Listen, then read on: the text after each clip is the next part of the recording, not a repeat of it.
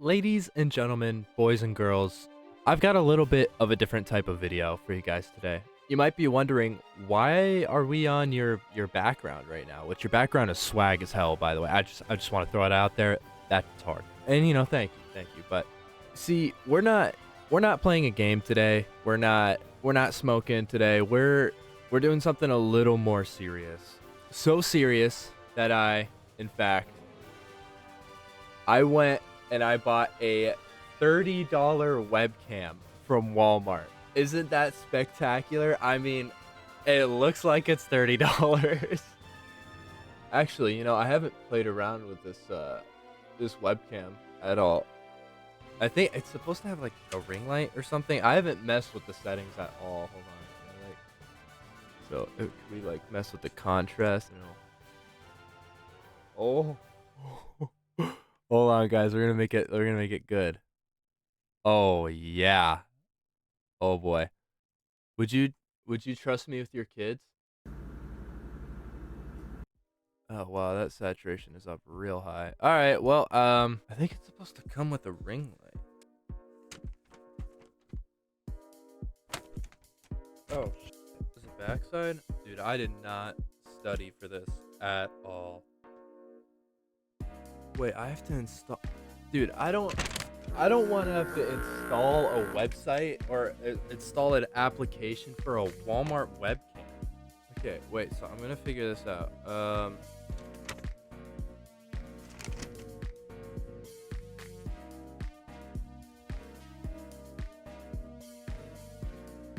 that it?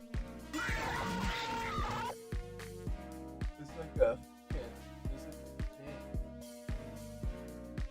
Whoa, what the? Did I even make a difference? How did I do that? How did I do that? Oh. Okay. Yeah. Okay, that's good. No, we can see now. Okay, huge tangent aside. The reason I brought you here today, and the reason why I brought this here today, is because we're not playing a game, and we're not getting faded. A little someone dropped an album today, on a lowly little October morning. Tyler, the creator, has dropped Chromakopia as of 7 in the morning today, which is pretty big news, definitely, for anyone in not even just the rap scene, but for anyone that really cares about music at all. He has been a generational talent. However, it means a lot to me because before Igor, I never really listened to music all that much. I was like a little nerd, I was like a little baby. I listened to video game OSTs. Whatever was playing on my game, that's what I was listening to. But then my friend Eric insisted that I try Igor.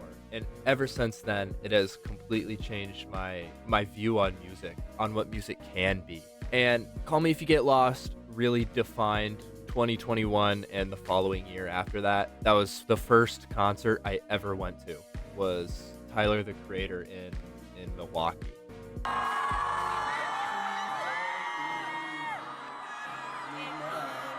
Every time Tyler drops, I am reminded why I love his music so much. So I thought, what way to honor such a momentous occasion than to listen to it with you and give my live opinion.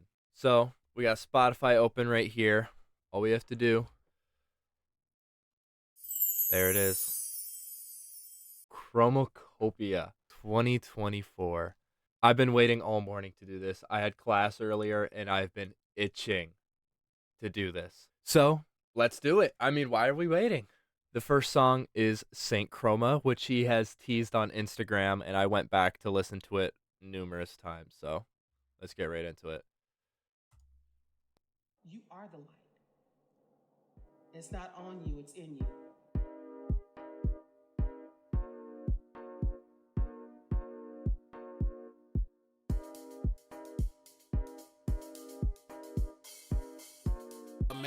Okay, hold on. Whoa. We're getting a little ahead of ourselves here. Wow.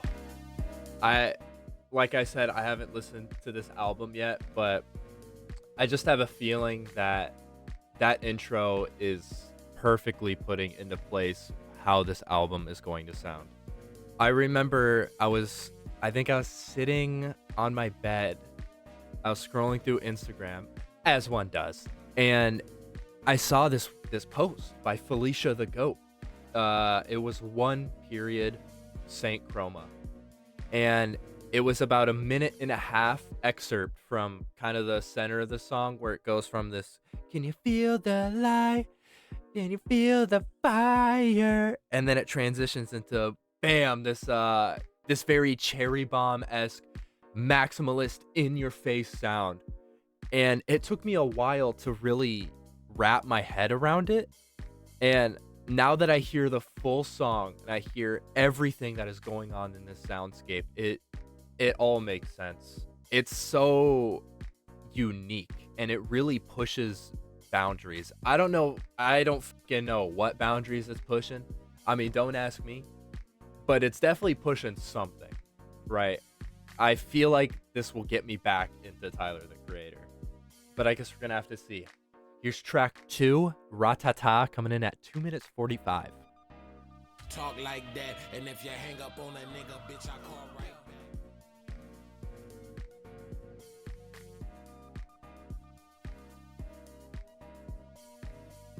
I'm paranoid now because niggas weird and really bummed. I'm paranoid.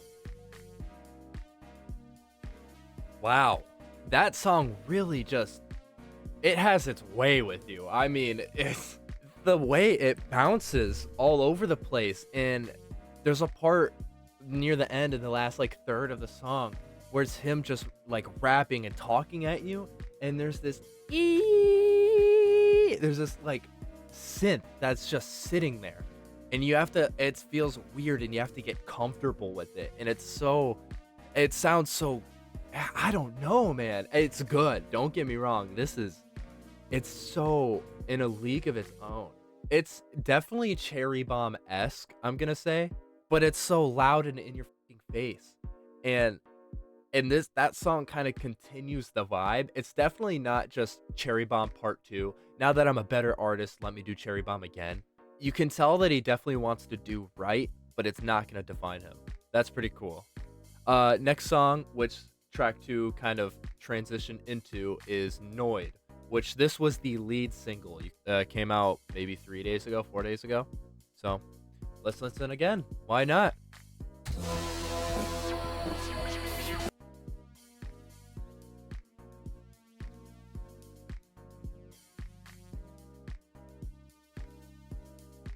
Leave me alone.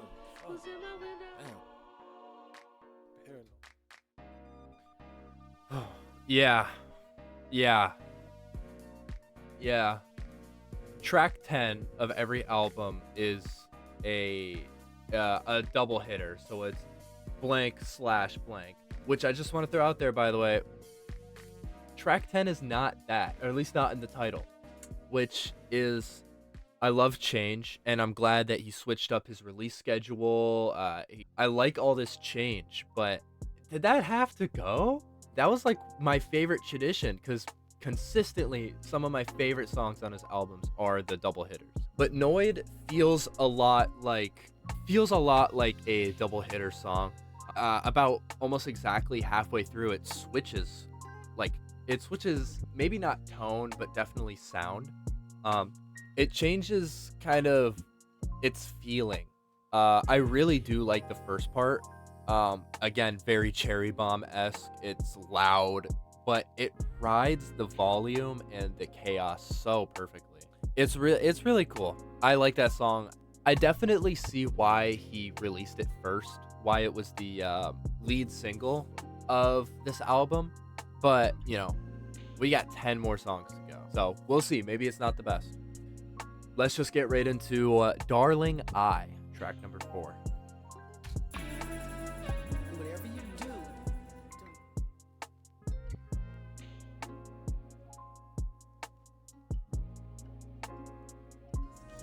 be honest. Always. Huh. That definitely felt like a left turn for the direction I thought this album was going to go. For a second, it felt almost like a conceptual album in a way, where he was going like he is specifically tapping into these like soundscapes and these specific sounds and ideas. But then Darling I, track 4, is like, no, this is still an album. Because this song feels a lot more conventional. It feels like it's like that song could chart. It's like a nice, fun, poppy, a little bit pop. Like it felt like a jam, you know? It felt good. And I think it kind of proves that he can still make a good song, like just a good song, while still staying true to himself by putting in all these random sounds and ideas and creating this whole world in 4 minutes and 13 seconds, you know? That's definitely a really, like, I'm liking that one a lot of these first 4 songs, but I feel like it's kind of cheap because it's, you know, it's safe. It's safer than Noid or Saint Chroma, you know? It just feels more reserved, but I don't mind it. I like it a lot.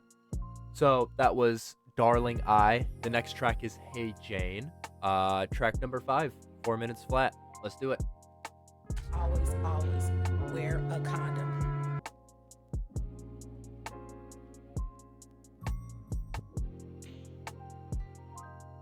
Just want us to be cool either way, no pressure.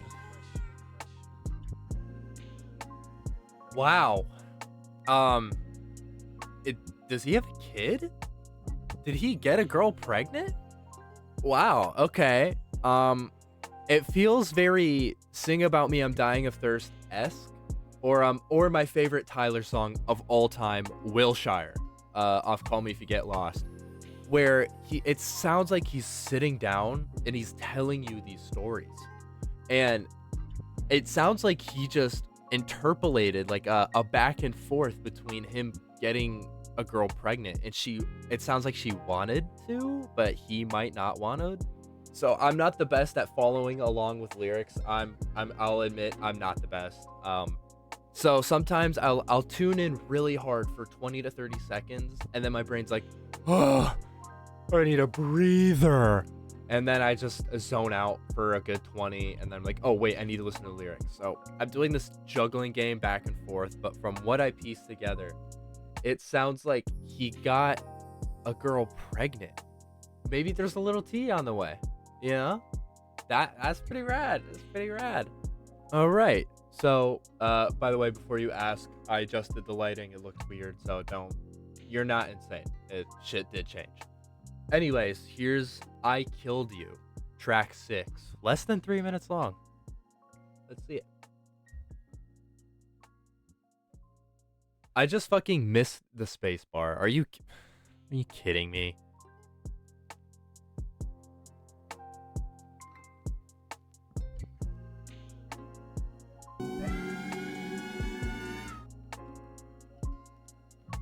Okay, I don't have too much to say about that song. Definitely not my favorite so far. It was still good, nonetheless, don't get me wrong. Definitely not my favorite so far. My guess is that I Killed You is response to Hey Jane, which is about him, like a girl wanting a child. And I Killed You talks about him, I think him cutting a girl off. So maybe he cut off Jane, and that's his response, which is a little fucked up, maybe? Not totally sure. Definitely not my favorite track on this. I still like it, and I'll still probably go back and listen to it a couple times. Not my favorite. Also, I just want to throw it out there. I think Jane and Hey Jane stands for Jane Doe because he doesn't want to actually say her name. That's my guess, but maybe I'm just fucking stupid and butt ugly. Anyways, Judge Judy coming in at 4 minutes 29.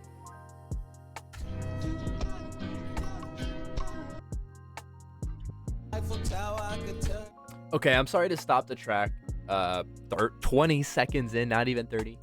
But for the past 3 songs, it took this weird shift. It's like he introduced an acoustic guitar, and now it's like it's trying to burrow its way in a way. I just want to throw it out there. I feel like it took a shift. I don't hate it. Don't get me wrong. I don't dislike it. It's just odd, and I'm trying to like settle into it. You know, I'm trying to be okay with it. So, sorry. Daddy.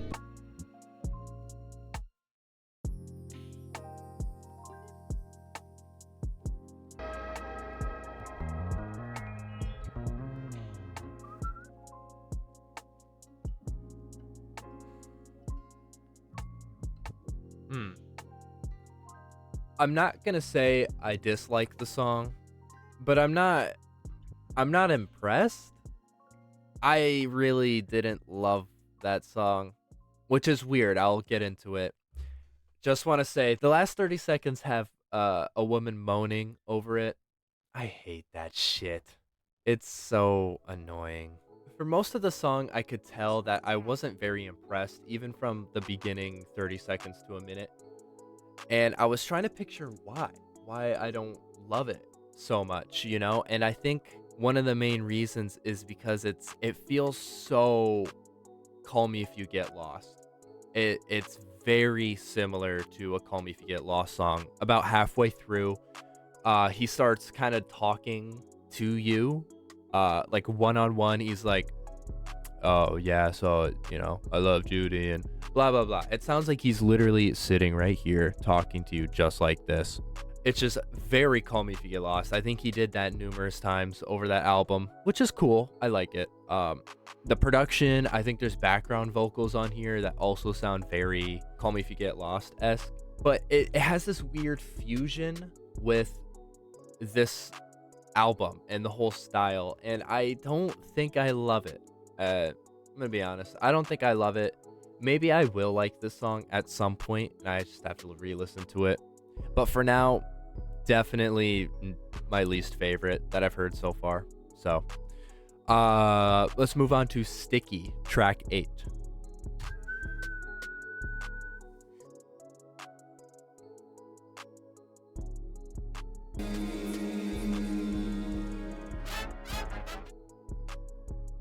Okay, so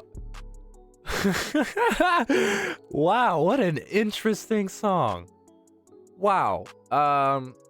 Yeah, I mean, shit's sticky.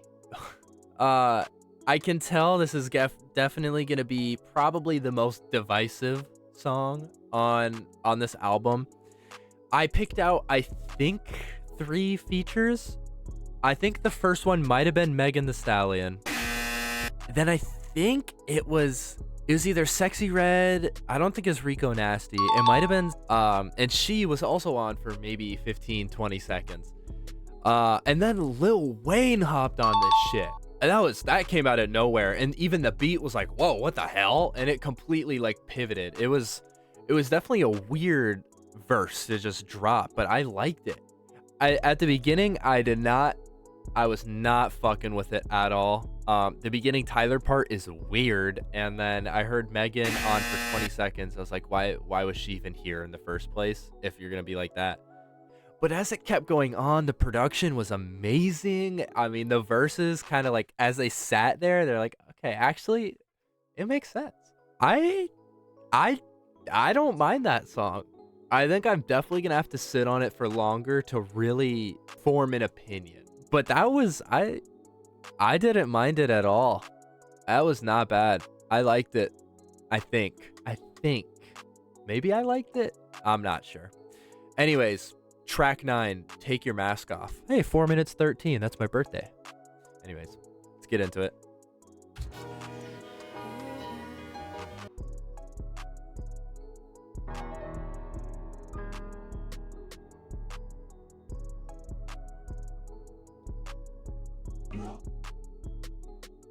Wow.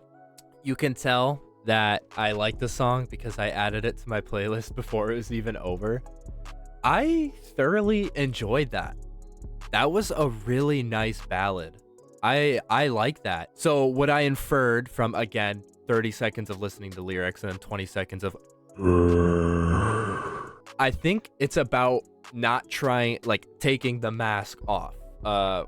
Like emotional, psychologically, you know, being yourself and not trying to be someone else or impress someone else or anything of the sort. From top to bottom, I just got really absorbed in it. I really liked the whole soundscape it made. That was fun. I like that. That little piano outro, it was like a crescendo to descendo, I think it is. All the way to the top, all the way to the bottom. I feel like perfectly kind of wrapped up what that song was. I like that a lot. That's all I have to say. But that was Take Your Mask Off. Probably one of my favorite, like low key, one of my favorite tracks so far. Anyways, Tomorrow, track 10.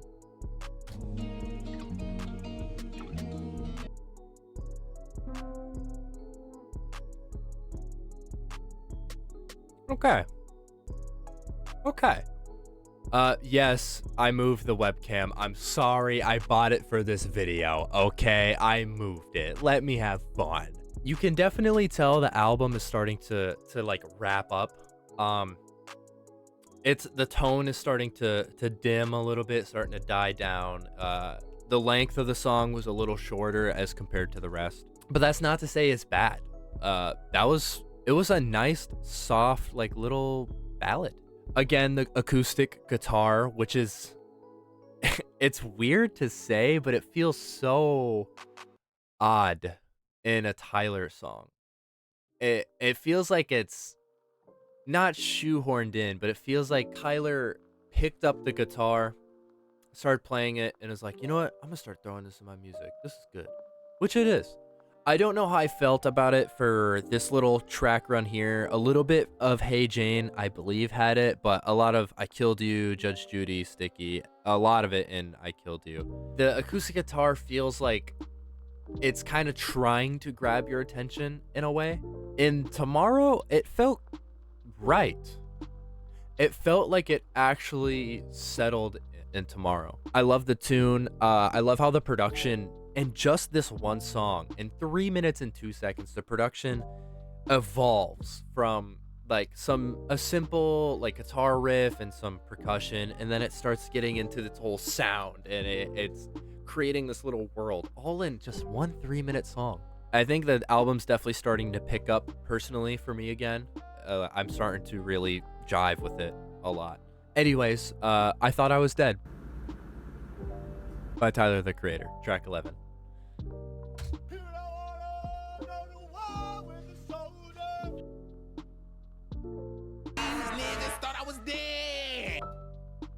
That song just, it felt like him just kind of just talking his shit the whole time.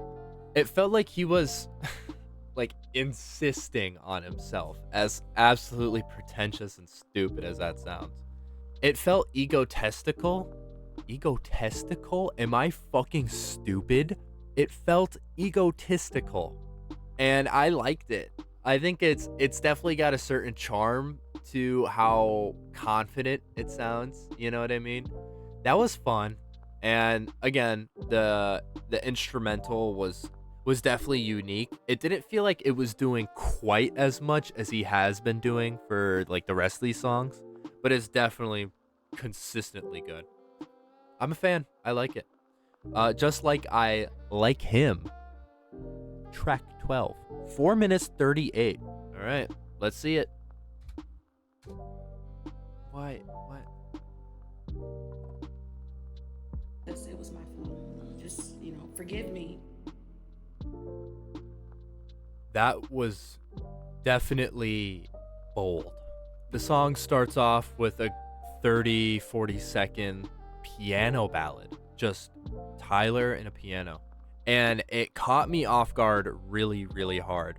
And then it transitions. The style just completely drastically changed. There was an electric guitar on here, and it sounded like it was super far away too. It sounded distant, and the guitar sounded like almost whiny, almost sad in a way. I really, really, really like that. I am very, very thoroughly impressed with that song, and it's so bold to put that at track 12 of 14. It's so deep into the sound. You get so invested into these different genres and sounds and ideas that this album is pulling from, and they start to create this ball, and then you get to like him, which exists all the way out here. And then you kind of just, bam, cram that bitch in there. Off first listen, I think that's probably my favorite song and might be the most memorable one for me. Wow. I like that a lot. I'm really happy with that.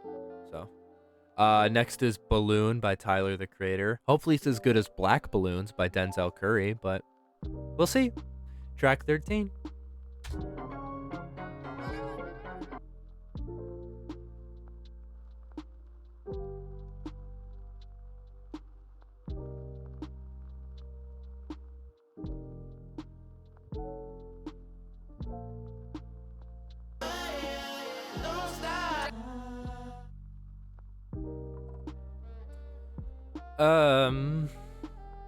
I'm trying to find things to say about Balloon, but I'm kind of drawing a blank. I just don't love it, but I don't hate it. I it's just a song, I guess. I definitely have a lot of mixed emotions on that track. The production is a weird choice to say the least. It sounds like if a balloon can make music. It's like carnival-esque, like children's like TV show song. It's very bubbly and bumpy, kinda. The feature was fine, I guess. It's just like, I air it out just like a queef. Okay. Cool. Right now, I'm kind of just impartial to the song. Like, I want things to say about it, but I don't know. I don't feel particularly attached to it. It's fine. We have finally made it to track 14 of 14. I hope you find your way home by Tyler, the Creator, the last track off his brand new album, Chromakopia. Let's wrap it up.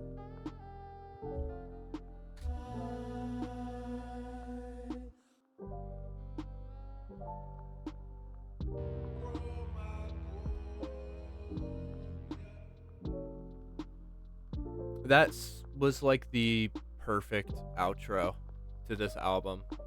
It is very, very fitting. A lot of the emphasis is on the production, and the synths, and the way it carries itself. That was just, it felt right. That ending felt right. And right at the end, you hear the Chromakopia,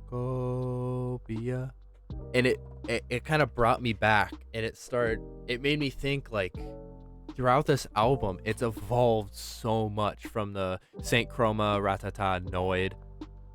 That set the foundation, and then the rest of the song started playing around it and doing as much as they could to separate themselves but still have the roots. That was good. I liked it. Overall, I'm very happy with this album. That was a phenomenal listen. That really, really was. 3 years, man. 3 years to get this album. The songs were great. And even the songs that I didn't like, I will admit to your face that they are good songs. The sound is, I'm really fighting the urge to use the word generational here, but this sound is iconic. Everything about it is great. It is so unique and iconic, and everything just flows together, yet it stands on its own.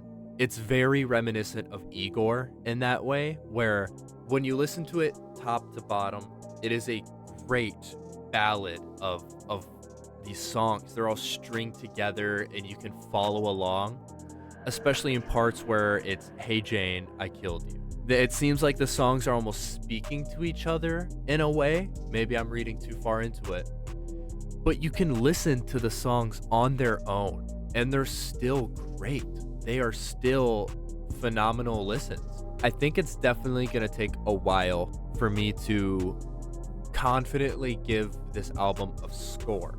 It's hard to just label something like this blank out of 10, blank out of 5, this many stars. I'm leaning towards maybe a 9. I don't know if I can safely call this a 10 because there are definitely points where I'm very thrown off and like confused in a way, but I loved it. I really loved it. And I think I'm going to listen to this album multiple times. I might even listen to it again in the gym later today. I'm very impressed and I love the sound that this album made. I think it was worth the 3 years. I really do.